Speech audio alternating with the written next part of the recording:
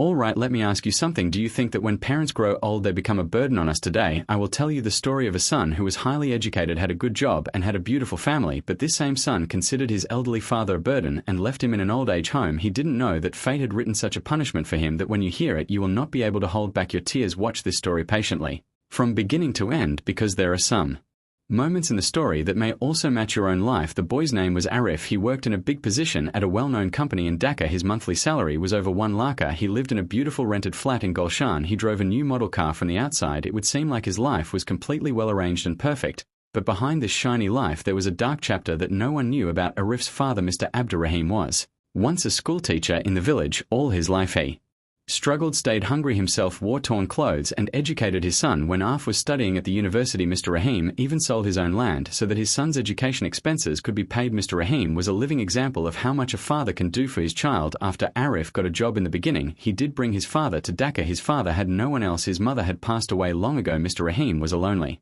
man when he came to his son's home. Tears of happiness came to the old man's eyes. He thought he would spend the rest of his life peacefully with his son, but the problem started after Arif got married. Arif's wife's name was Tanya. Tanya was beautiful. She was a city-bred girl. For the first few days after the marriage everything was fine, but slowly in Tanya's eyes Arif's father became a problem. At that time Mr. Rahim was almost around 70 years old. An old person will be a little messy, won't he? Sometimes while eating a little food would fall on the table. When he walked his legs would tremble. At night he had to go to the bathroom 2 or 3 times. These things happen with age, but to Tanya these things were unbearable. At first Tanya did not say anything directly, but in front of Arif she would keep a gloomy face. When Arif asked her she would say nothing. Then slowly she started. At night while sleeping she would whisper in Arif's ear, "Your father coughs all night. I can't sleep. The baby also cannot sleep." Another day she said, "Your father leaves the bathroom in such a condition that I cannot even enter. I have to clean it every day." At first Arif would say, "He is an old man, please tolerate it a little," but Tanya was not someone who would let it go so easily. Little by little Tanya started pouring poison into Arif's ears. Sometimes she would say, "Your father taunts me all day."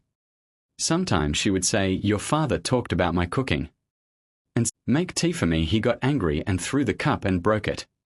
Arif went straight to his father's room. At that time Mr. Rahim was lying on the bed. A cloth was wrapped around his hand because it had been cut. As soon as Arif entered he said, "Father, why do you behave like this with Tanya? She is your daughter-in-law. She serves you, cooks for you, and feeds you." Mr. Rahim looked at him in surprise. He said, "Son, I did not do anything. I was trying to make tea myself and the cup broke. Ask your wife." Arif said, "Father, you always want to make yourself innocent. Why would Tanya lie?" Mr. Rahim did not say anything more. He only turned his face toward the window and lay there silently. That night the old man buried his face in the pillow and cried, and this was not just 1 or 2 incidents. Almost every day something or another would happen. Tanya would find some excuse or another. Sometimes she would say that father had talked about her jewelry. Sometimes she would say that father was turning the grandson against her. Sometimes she would say that father made the bathroom dirty on purpose. Every time Arif believed his wife's words when father tried to say something in his own defense. Arif would say, "Father, you have grown old. Your mind does not work properly anymore. Tanya manages the household all day. Why can't you adjust a little?"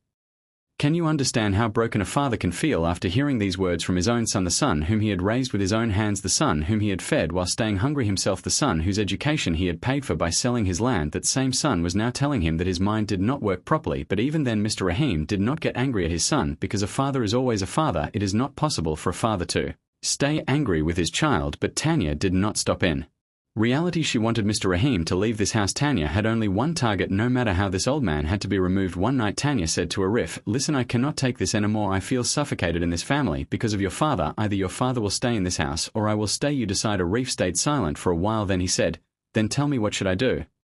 Tanya said, "There are old age homes, aren't there? Leave him there. He will be taken care of there and he will also live peacefully." Arif knew this was wrong. The heart inside him was screaming, "No, this cannot be done." But he pressed that voice down. Tanya's words felt more important to him. He thought, "Father has grown old anyway. If he goes to an old age home at least he will be taken care of." Actually he was trying to convince himself by saying these things, but the real truth was that out of fear of losing his wife he agreed to throw away his own father. Then came that dark day. On a Friday morning Arif said to his father, "Father, come on, let's go out for a little walk today. You have not gone outside for many days." A smile appeared on Mr. Rahim's face. He thought, "My son does love me, doesn't he?" That day the old man wore his best Punjabi. He put a cap on his head. He looked at himself in the mirror. How beautiful he looked. He was going out with his son. How happy he was in his heart could be understood from his eyes. After getting into the car Mr. Rahim kept looking outside through the window every now and then. He looked at Arif and smiled, but Arif kept looking straight ahead. He did not look at his father even once because he knew that if he looked into his father's eyes his courage would break when the car crossed the city and started going a little farther away. Mr. Rahim asked, "Son, where are we going?" Arif cleared his throat and said, "There is a beautiful place, father, you will like it." After almost 1.5 hours, the car stopped in front of an old building. At the gate there was a signboard, Shantini Keaton Old Age Home. Mr. Rahim read the signboard. Then he looked at Arif. At first he could not understand anything. Ari got out of the car, opened his father's door and said, "Father, get down." Mr. Rahim got down. After entering inside, he saw a few old people. Sitting on the veranda, someone was talking to himself and someone was staring with empty eyes. Arif went inside and spoke with the manager. He signed the papers. He paid 6 months in advance. Then he came back to his father and said, "Father, stay here for a few days. You will be taken care of here. I will come to see you from time to time." Mr. Rahim understood everything. Then his legs started trembling. His eyes became wet, but he did not scream and cry. He did not blame anyone. He only held his son's hand. With trembling hands, he held his son's hand for a while. Then he said, "Son, if you think this is good, then I will stay. You just stay well." Arif pulled his hand away without looking back. He got into the car. He started the car. He drove away. In the rearview mirror, he saw his father standing in front of the gate. He was staring at the car. Arif moved his eyes away from the mirror. That day, Arif did not know that he had actually made the biggest mistake of his life. He did not know that he was closing the door of his own blessings with his own hands. After returning home, Tanya became happy. She said, "You did the right thing. Now we will be able to live peacefully." Arif also thought, yes, now everything would be fine. But actually nothing became fine. Instead, everything started going in the opposite direction. After leaving his father there for the first few months, or was busy with his office and family, he would call the old age home from time to time. His father would answer the phone. He would ask, "Son, how are you? Are you eating properly?" Ari would say, "Yes, father, I am fine." Mr. Rahim never spoke about his own pain. He did not say that at night he slept while shivering in the cold. He did not say that the food did not digest properly. He did not say that when he saw the other old people's sons and daughters coming to visit them, he sat in a corner and wiped his tears. A father does not want to increase his son's pain. Slowly, Arif started calling less, once a week, then once a month, then once every 2 months. At one point he almost stopped calling completely. Arif would convince himself, "Father is fine, there are all arrangements there." Meanwhile, almost 1.5 years after leaving his father, their storm started coming into Arif's life. First there was a problem at the office. The company fell into loss. Arif was fired from his job. Arif broke down. Such a big job was gone, but he thought, "It's okay, I will look for another job."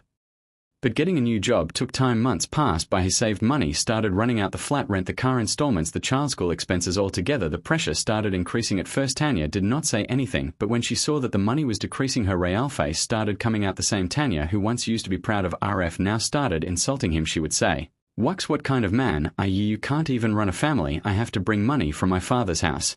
Arif would listen silently. He could not say anything because what she was saying was true. At that time he really could not run the family. In the meantime, Arif also started having health problems. One day, while going for an interview at an office, he suddenly felt dizzy and fell down. He was taken to the hospital. After doing tests and checkups, the doctor said that Arif had a kidney problem. Both of his kidneys were getting damaged. He would need regular dialysis. After hearing the amount of money, Arif felt as if the sky had fallen on his head. No job, no savings, and now this disease. Arif looked at Tanya. He thought at least his wife would stay beside him, but no. After a few days, Tanya packed her bag one day, took the child, and went to her father's house. Before leaving, she said, "I did not marry you to take care of a sick person. You manage yourself."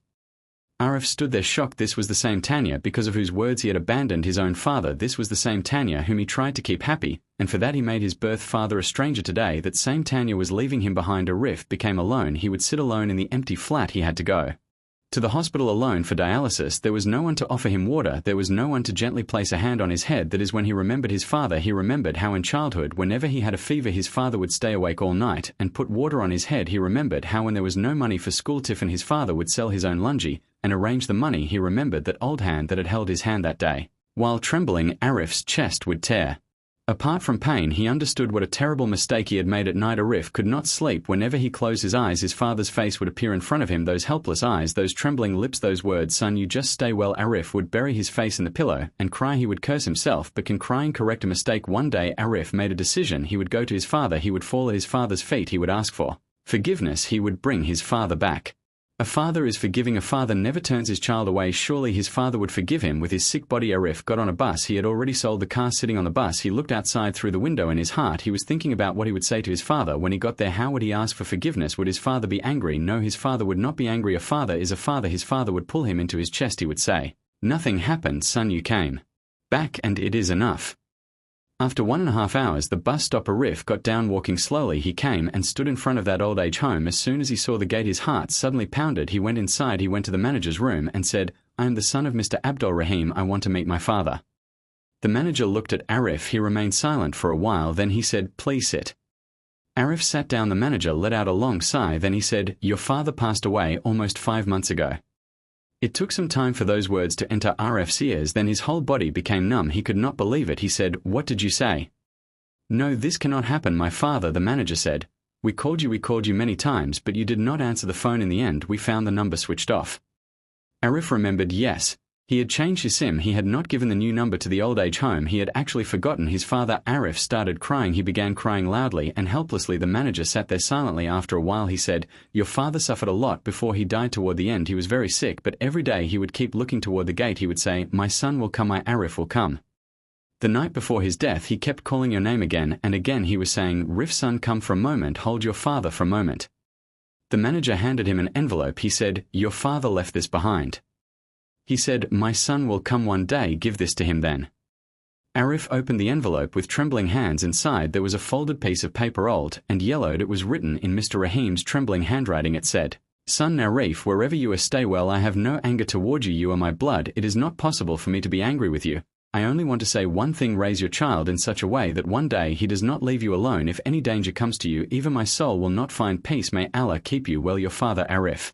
Pressed the letter against his chest. He sat down on the ground. He started crying loudly. The old people sitting on the veranda of that old age home were watching him. Maybe they were also thinking, will their children also come one day like this? And by then will it already be too late? Arif did return from the old age home that day, but he was no longer the same Arif. He is alive, yes, but every moment he is dying inside. Every night that face of his father appears in front of his eyes, those trembling hands, those helpless eyes, those words, "Son, you just stay well." Arif knows that this regret will burn him for the rest of his life. He will carry the burden of this sin until death. Friends, this was Arif's story. I do not know whether tears came to your eyes or not, but I will say this much: value your parents while they are still alive. Give them a little time, give them a little love. They do not ask for millions of dollars from us. They only want their son or daughter to sit beside them for a little while, talk to them for a little while, and gently place a hand on their head. To them this little thing is worth more than all the wealth in the world. And those who are hurting their parents because of their wife's words or because of someone else's words, remember one thing: a wife can leave, friends can leave, money can leave, but once parents leave, they will never come back again. Then even if you spend millions of dollars, you will not receive one prayer from them. So as long as they are here, stay beside them, serve them, look at their smiling faces, because that smiling face is the greatest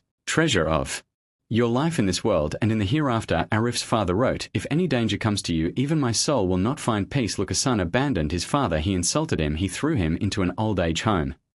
Even then, before dying, the father still prayed for his son's well-being. This is what parents are. There is no comparison to this love. There is no replacement for it. So my request to you is this: after watching this video, if you felt even a little pain, then call your parents right now. Tell them, "I love you."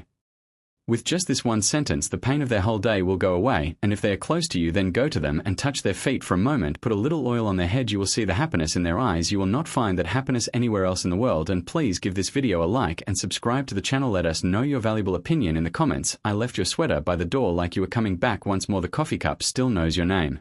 But nothing here feels quite the same. I try to sleep, I try to smile, but every road I take tonight still brings me back to your goodbye, still leaves me reaching for your life. I don't know how to let you go. When every shadow feels like home, I still keep your light on. Even when the night is cold, I still hear your voice say, "Don't be scared to be alone." Maybe hearts don't break me, maybe love don't fade right, maybe I lost you forever, but I still keep your life.